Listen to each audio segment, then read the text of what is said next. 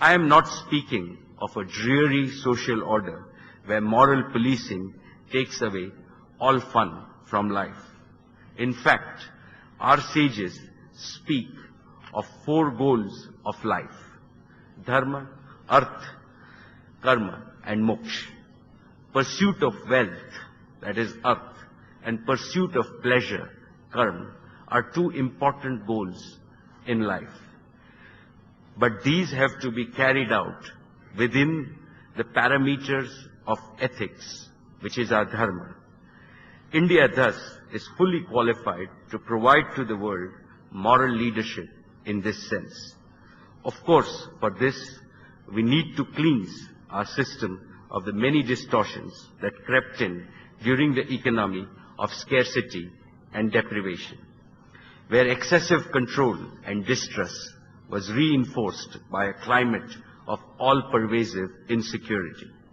To assume that leadership positions can be attained by sleight of hand will be self-defeating and self-destructive. Moral leadership must be non-negotiable component of any strategy that Indian businesses pursue to realize global ambitions. Because in today's world, leadership is synonymous with earning respect.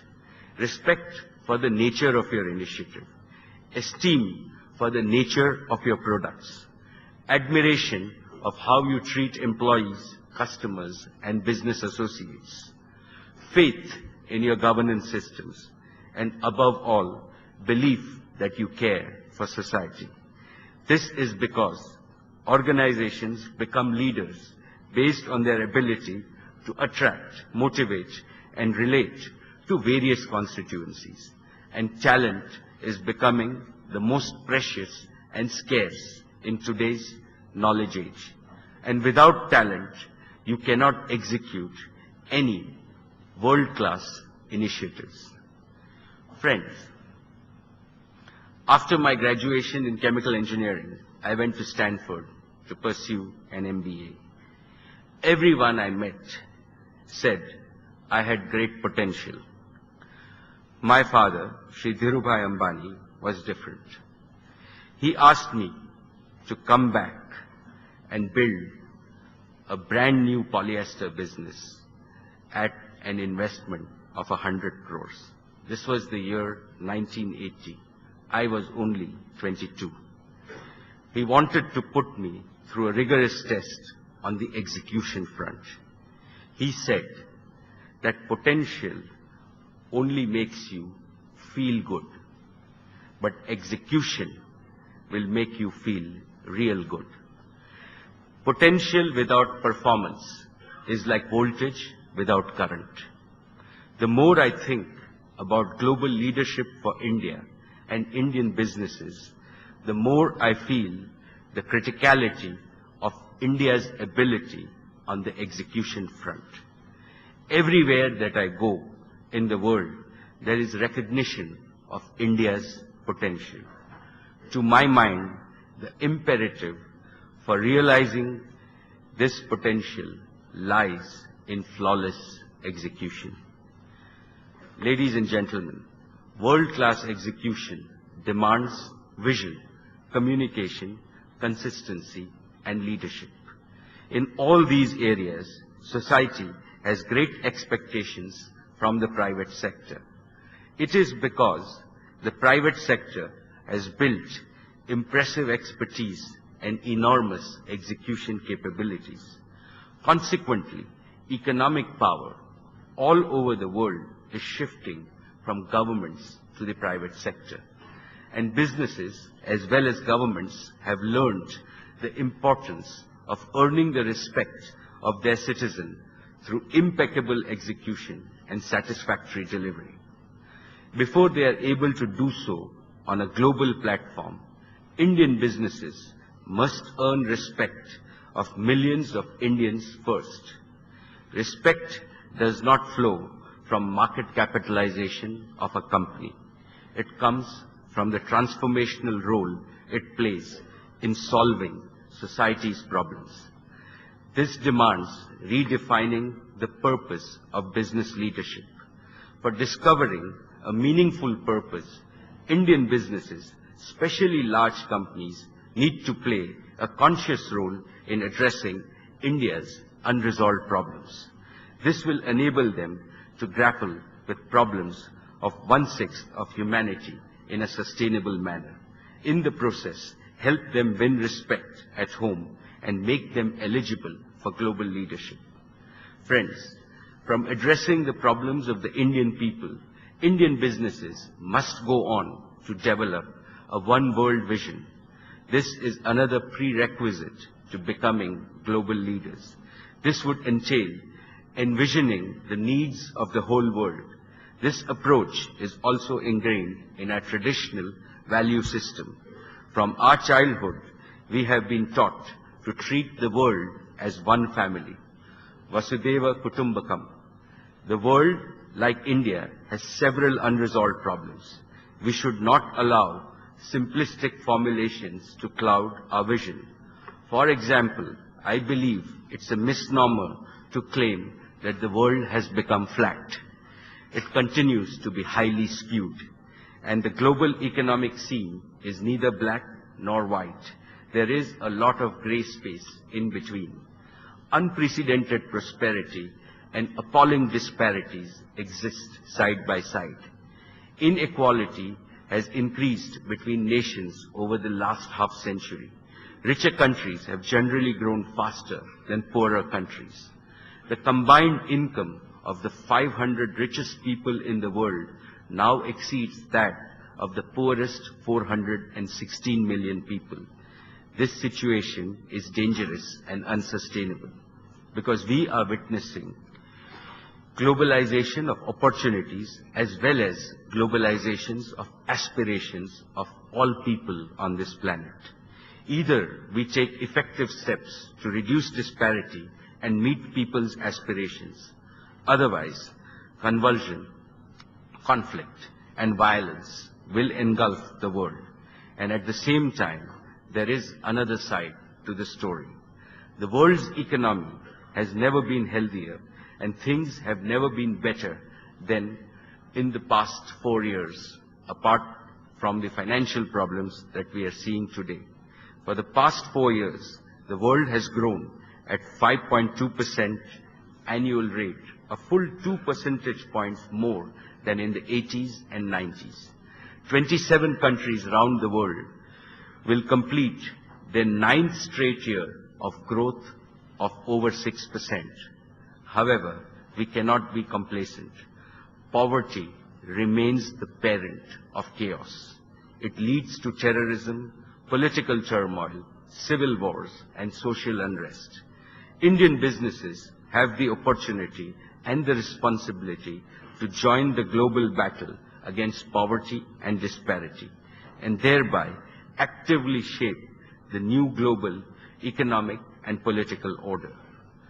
Friends, battling with unresolved problems of the world would imply engaging with transformational initiatives. During my business school days, I used to tease my batchmates who hankered after consumer marketing jobs. I would ask them, what would they tell their grandchildren? That instead of red soaps, they sold blue soaps. I suppose the same teaser applies to businesses. Businesses that have made it big must be able to tell future generations about the larger societal purpose they have addressed. I believe businesses aspiring for global stature must ask themselves, have we identified an important problem? Are we engaged in solving it? If the answer is in the positive, they would have qualified to play a global role. I think such opportunities abound. We only have to look around to identify them. The world will have billions of more people to feed with limited areas of arable land. This calls for technologies that can transform dry and saline ingress lands for productive use and greater agricultural output. There are still several diseases that have no cures, many types of cancers and immunological disorders, to name a few. This calls for transformation in medicine, in understanding diseases at the molecular level and finding cures and delivering them to the poorest. Hundreds of millions of people have no access to quality healthcare. This needs a transformation in the way healthcare services are delivered, particularly to remote and rural areas. As economies in the developing world grow, so would energy needs. But there are finite limits to several conventional energy sources. This necessitates a transformation in generation, distribution, and consumption of energy. This demands greater focus on alternate energy and on energy conservation. Water is one of the biggest issues in farming, poverty alleviation, and diseases.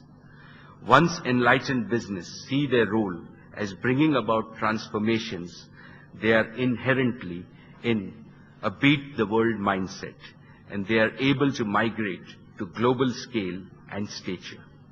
Friends, in our context, a very important aspect pertains to government-business relationship. To create conditions for attaining global heights, government-business relations in India must change fundamentally. I believe that state, society, and businesses are not adversaries. This adversarial concept is a hangover of the colonial mindset. Our values speak of Sarvodaya, well-being of all. We must reject the view that ruthless exploitation of man and nature is necessary for capital formation and economic growth. That a large number of people must remain poor so that a few may become rich is wrong. Science and technology have placed in our hands the tool to lift the entire boat, especially those who are at the bottom. A constructive partnership among them is essential to take India and Indian businesses to the global league. The core of this partnership must focus on the battle for eradicating poverty and reducing disparity. This can be done if business leadership participates enthusiastically in furthering inclusive development, if it involves itself in addressing some critical questions. How can Indian businesses become a catalytic agent for rural transformation? How can this partnership help in scaling Indian education? Ladies and gentlemen, at this stage, allow me to share some of the critical learnings of my Reliance experience. Reliance is a fascinating narrative of transformational initiatives over the years. My father, Dhirubhai, earned accolades for bringing the Indian middle class into the capital market. It was a transformational initiative in the 80s of a revolutionary significance because it was not merely about raising money. It was democratization of wealth creation in India. Since that first step, Reliance has moved from one big idea to another. As we entered the Indian business scene, smuggling of textiles and clothes was widespread. At the airport in the 80s, you could see customs staff searching women's baggage to find if they had imported saris from London, Singapore, or Dubai. Cotton cloth prices were rising, getting outside the reach of common people. Smuggling of textiles was commonplace. We began with addressing the question, how to clothe India's people. It led to providing them with durable cloth at affordable prices with the introduction of polyester. This we did by far-sighted technological choices in the teeth of furious opposition in the late 70s and 80s.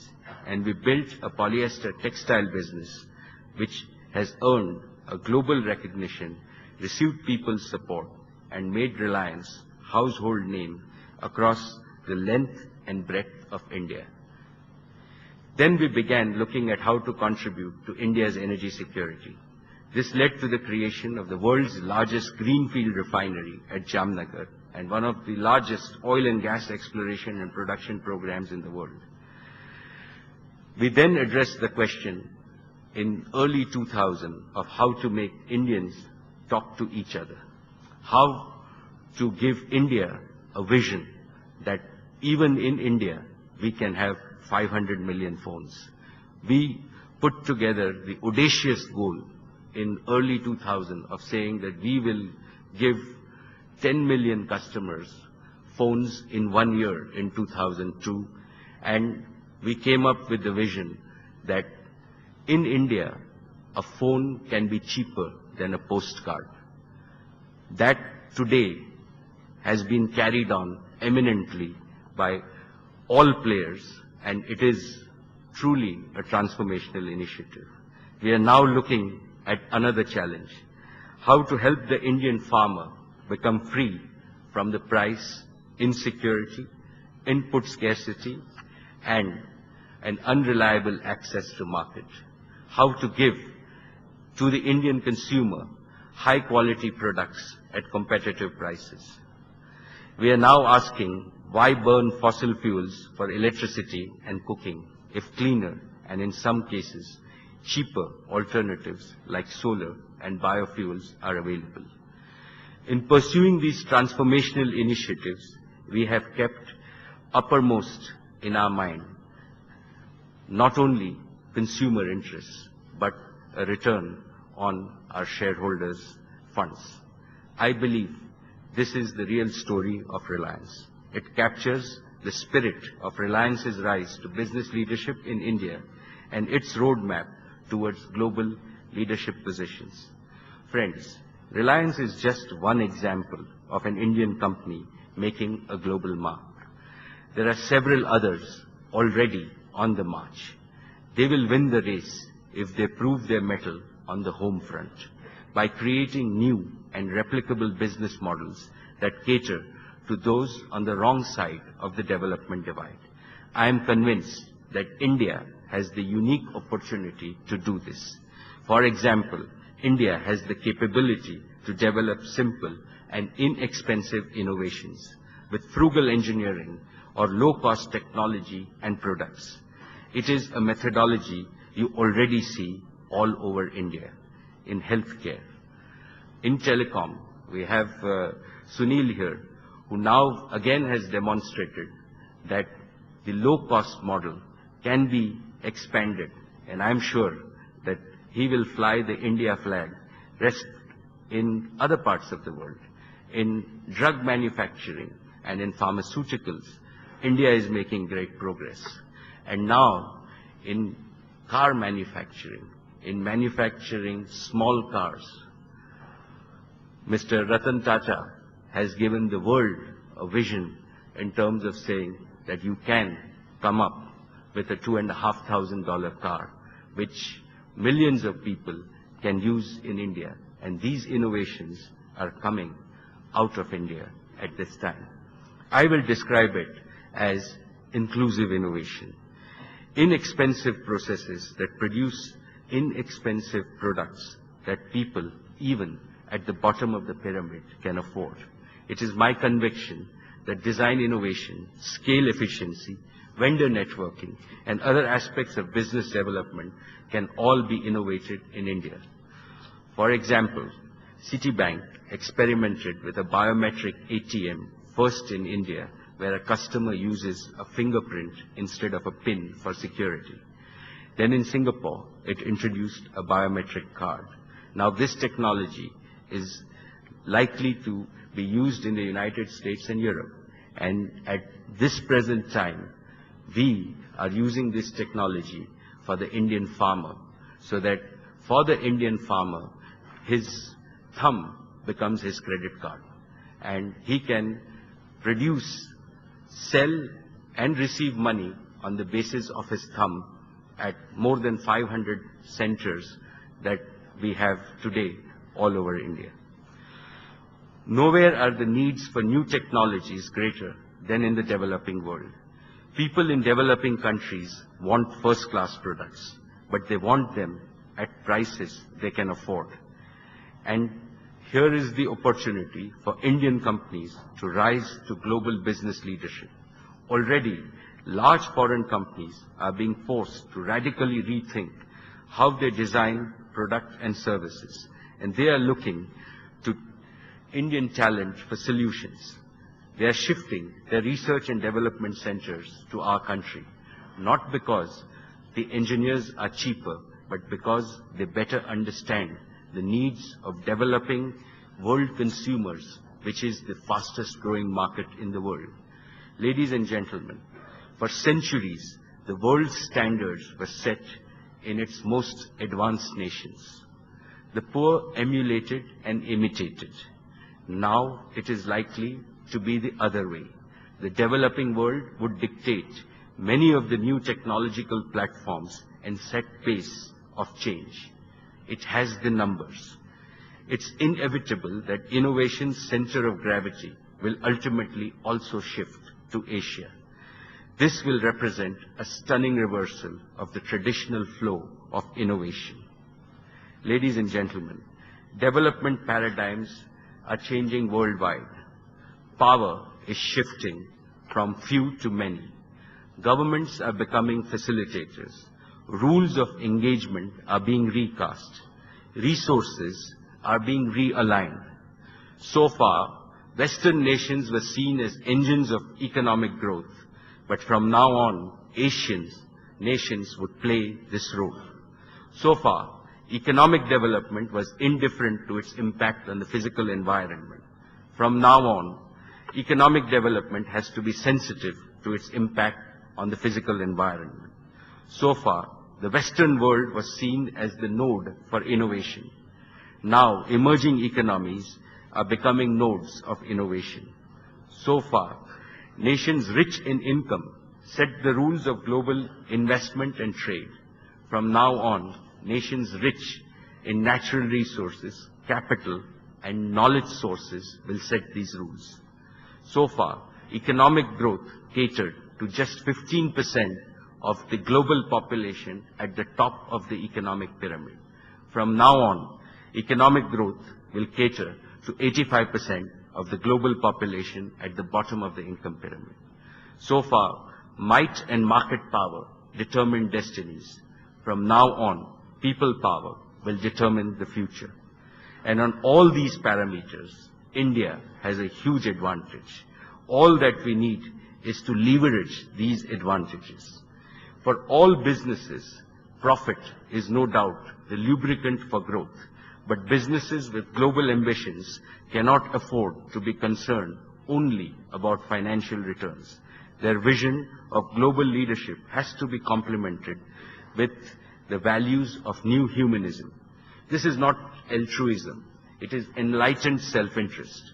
Today, all stakeholders the world over are concerned about ethics in business. They are vocal about safeguarding the future of our planet and not undermine it by a rapacious exploitation of limited natural resources.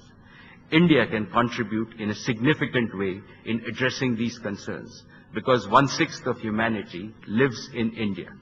Because we are a nation of young people endowed with energy and dynamism. Above all, our young people are technology savvy and are ready to try out new development perspectives. I believe that in the Indian context, our youth, young business leaders have the ability to be global leaders. If you look at the top 500 companies in India, you will find youth at the helm in most companies.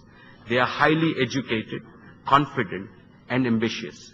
Our young business leaders have the capability to build world-beating businesses and a world-winning nations.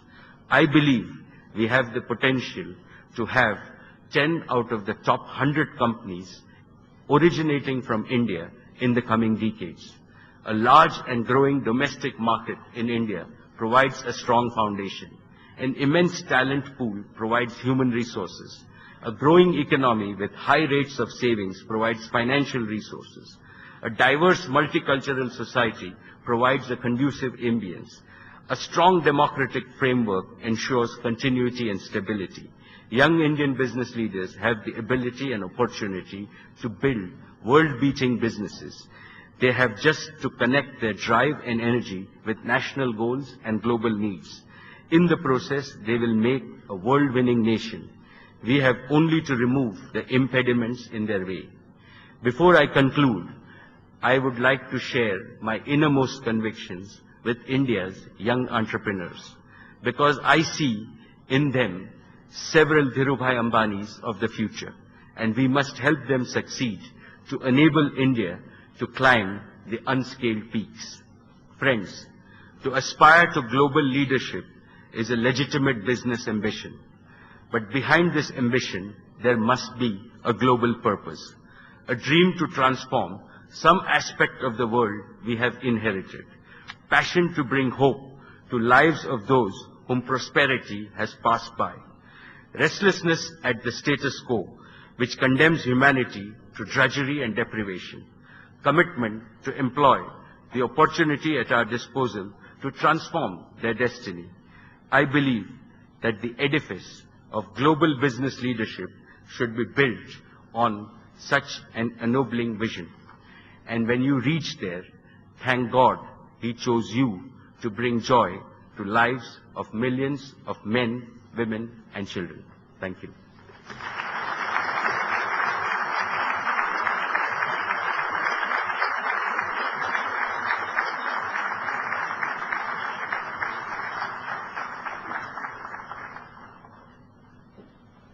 Thank you, Mukesh.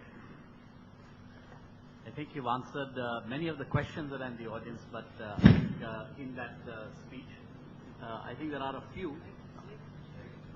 Hello? Okay. Sorry. Thank you for the speech, Mukesh. I think you've answered many questions that were at the back of people's minds about how you thought about global leadership. We have time to take a few questions from the audience, although as this note tells me, very few questions. So,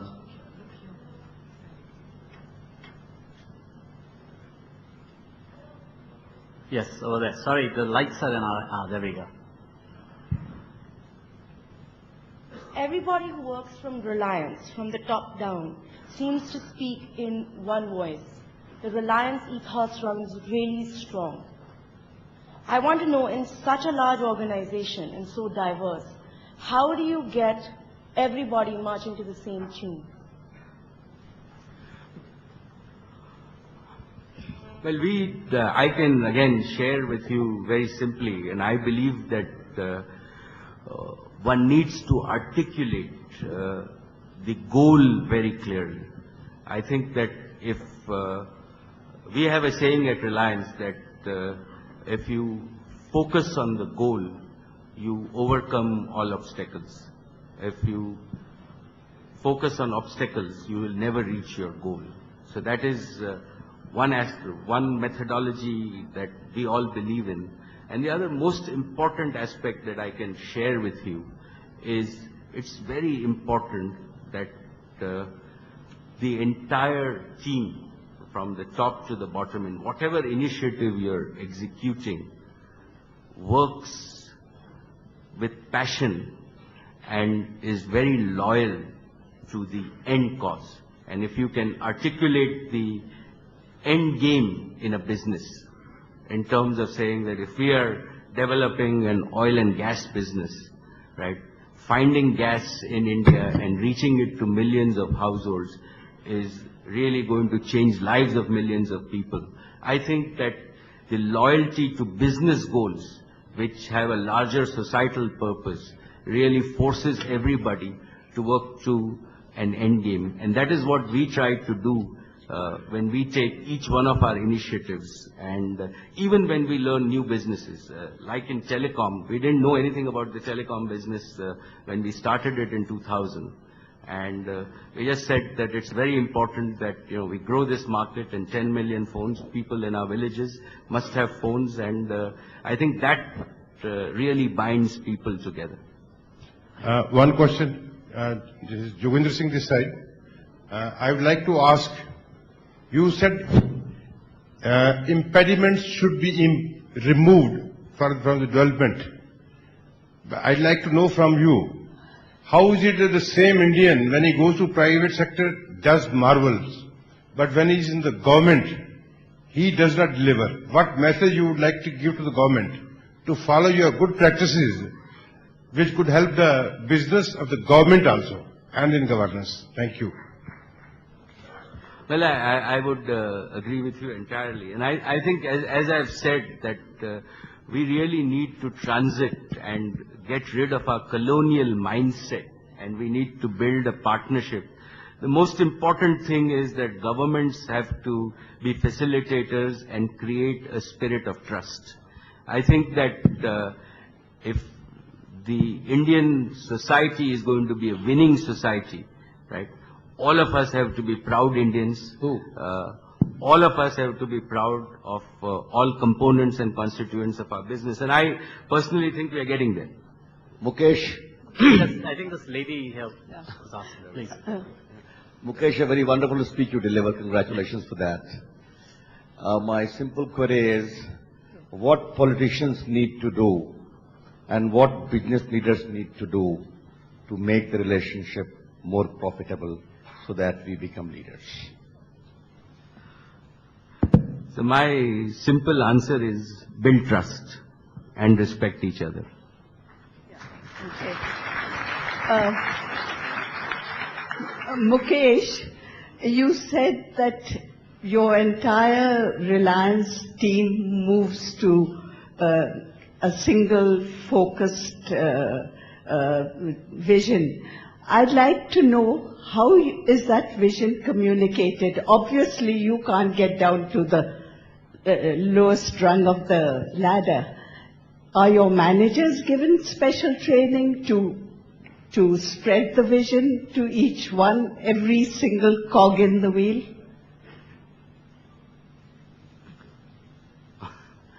Let me, I think that what appears from the outside and what we go through on a day-to-day basis is very different.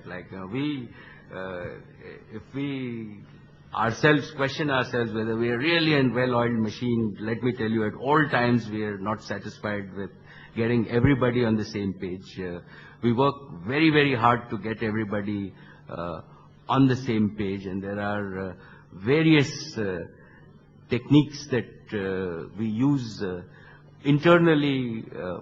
I can confess to you that we are only 60–70% there, but there are standard methodologies that we use, and particularly when we scale up very fast. Like now in our retail business, we are already 8,000 people. We have aspirations to, in 2 to 3 years, employ 500,000 people. And these are things that we think about. Frankly, even we are learning. I cannot give you a very specific answer. I can only tell you that we are learning and we work at it, and there is no easy answer to this. Good morning to you. Myself, Percy. We are into real estate as well as education. Going with the topic, what's the most challenging part that a leader is going to go through in the 21st century? The biggest challenge that you are, as a leader, that we're going to face? Well, I think that the biggest thing that I worry about is talent and education. It's really for, if you're in education, I'm sure you know a lot better than me, but I worry about the skill levels that we have. How do we continuously rejuvenate ourselves? Because we are competing with the world at all times, and each one of us has to be better than our counterpart in the world. And are we doing enough to create the capacity for skilling? Are we doing enough to create the ecosystem for education? Should we not have the goals, like today the top 20 universities in the world, 18 out of them are in the US. We have a couple, but should we not have a much higher goal in terms of saying we should have a larger share of the world's topmost universities? And ultimately it is going to be the quality of an individual, right? The quality of each individual in our 750 million workforce that is going to make India win. And what do we do about that? And in our microcosm at Reliance, we worry about that and think in a 5–10 year time frame in terms of what does it take for us to not only attract the best talent, but then to develop, sustain it, so that we are in a world-winning and a world-beating mindset.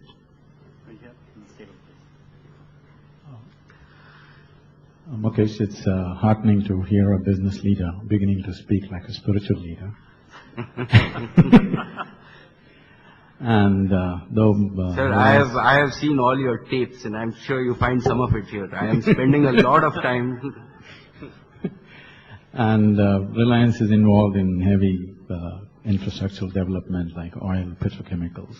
But I think I happened to read somewhere that you are getting into something as simple as hairdressing saloons all over the country. I won't be able to use the services though.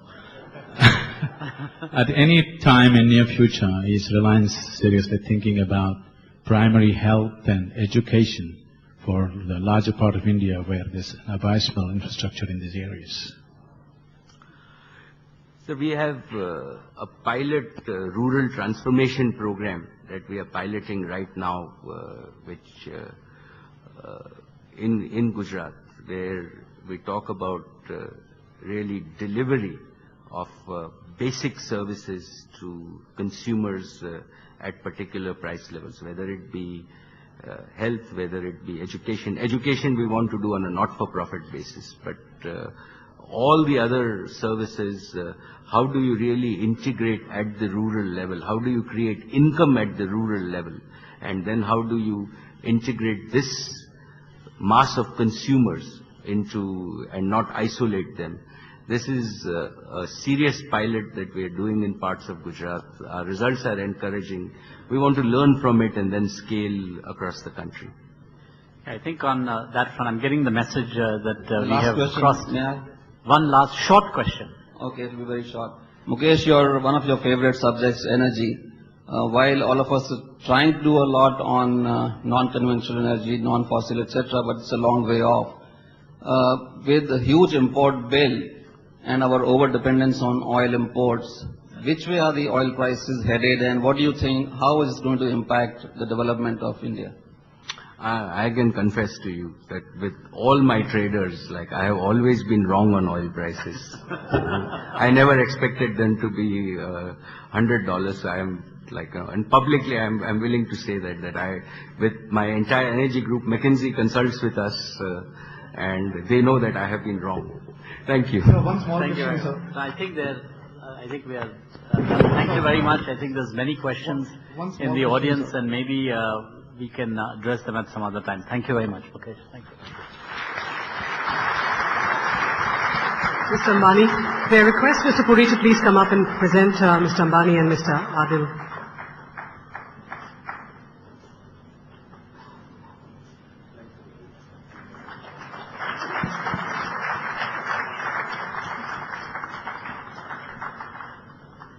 Thank you very much, ladies and gentlemen.